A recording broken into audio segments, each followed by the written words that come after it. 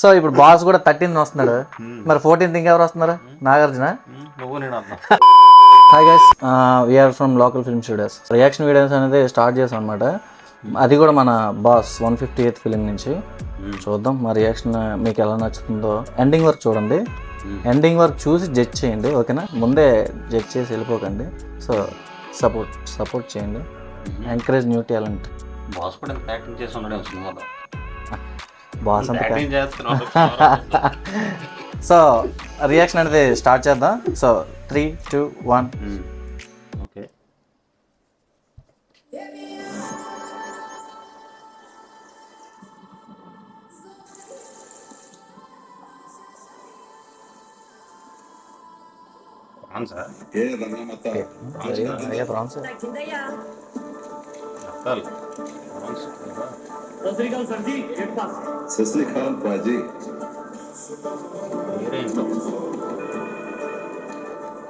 வணக்கம் சத்யனா, நீ சொன்ன டைம்க்கு சென்னை போறதுக்கு சத்தியம் கூப்பிட்டது కదా.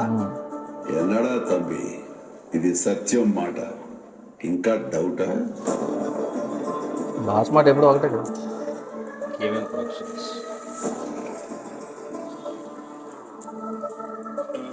సత్యమన్నా, సునీల్ బాయ్ ఉన్నాడా? అరే మన target పండగరా.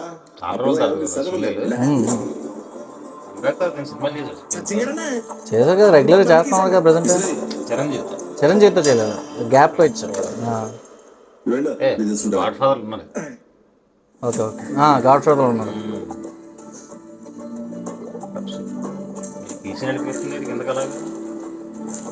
Boss I love dad అని ఉంది కిచెన్ మీద. వర్కర్స్ వీళ్ళందరూ అలా అంటారా? నా కూతురు సెంటిమెంట్ మీకు తెలుసు బాస్, చూస్తే అర్థమైపోతుందా? మెగాస్టార్ రీమేక్ కొట్టాడు మళ్ళీ.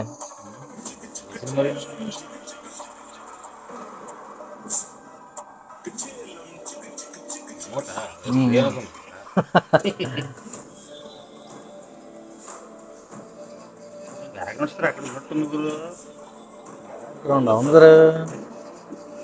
జాట్ సినిమాలో సన్నీ వాళ్ళు గోపిచంద్ వాళ్ళని జాట్ సినిమా తీశారు. తమన్ మ్యూజిక్ డైరెక్టర్ దానికి టైటిల్ సాంగ్ ని స్లో పేజ్ లో కొట్టాడు. ఓ తమన్ బాయ్ దొరికిపోయాడు మళ్ళీ. అయితే ట్రోలింగ్ లోకి వస్తాడు మళ్ళీ. దొరకపోతే ఆశ్చర్యం, దొరికితే ఆశ్చర్యం పెట్టలేదు. ఓకే ఓకే, గన్స్ ఏకే పాటించామన్నా. విజయ్ కార్తిక్ కారణం అంట ఎవరు? మ్యూజిక్ చూడు, గ్యాంగ్ లీడర్ పెట్టి. అదే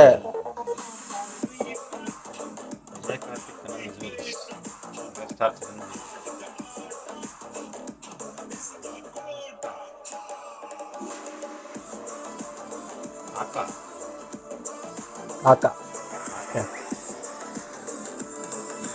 సో టైమ్ ఈజ్ రెస్పాన్సిబుల్ లాగా నీట్గా డ్యూటీ నుంచి ఇంటికి వెళ్తున్నట్టు బాబు.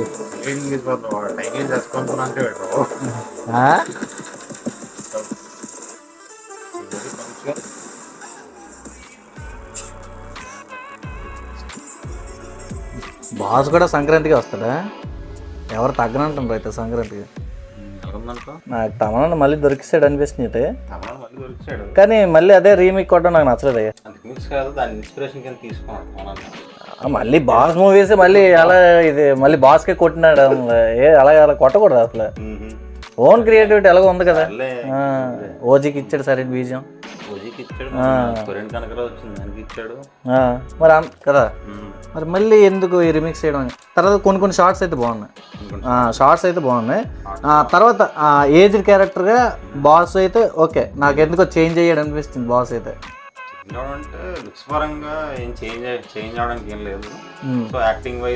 అంటే ఇప్పుడు ఫాదర్ రోల్ లో చేయడం ఇప్పుడు నాకు తెలిసి ముందు వరప్రసాద్ కానీ ఏజ్ అంటే అది హీరోయిక్ ప్యాట్రియాటిక్ లాగా వస్తుంది కదా. అదే సైరా అయినా సరే అవును.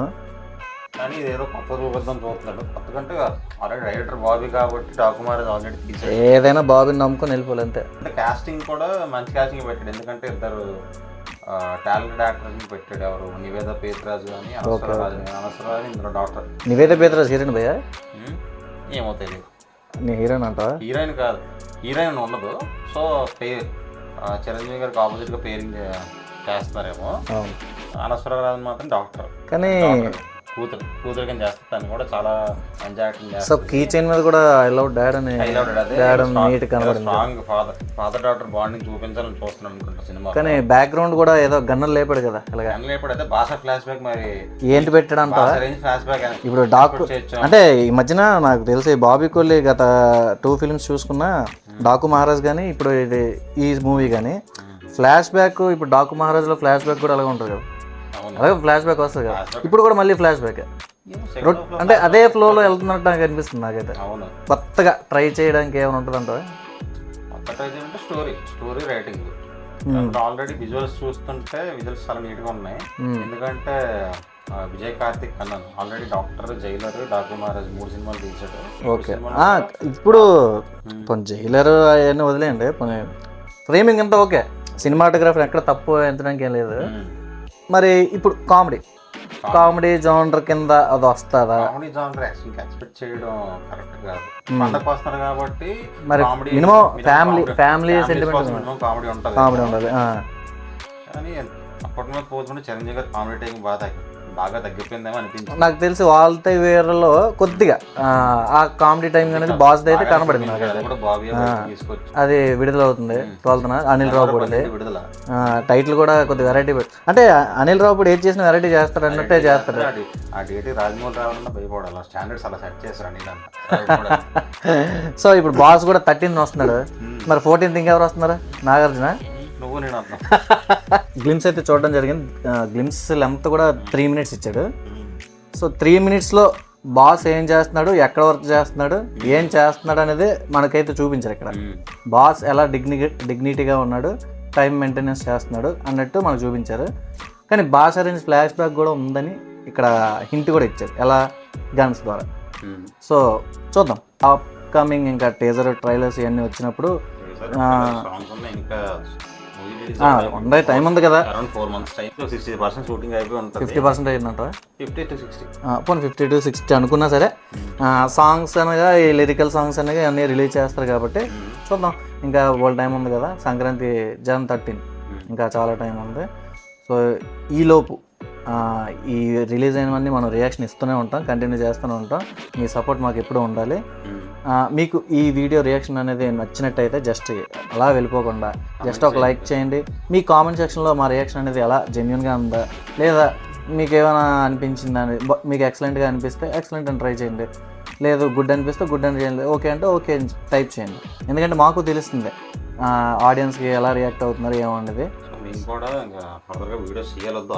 మేము టాలెంట్ ఉందో లేదో. సో నెక్స్ట్ వీడియోలో మనం కలిసే ముందు బాస్కి మరోసారి once again happy birthday sir. Happy birthday Chiranjeevi sir.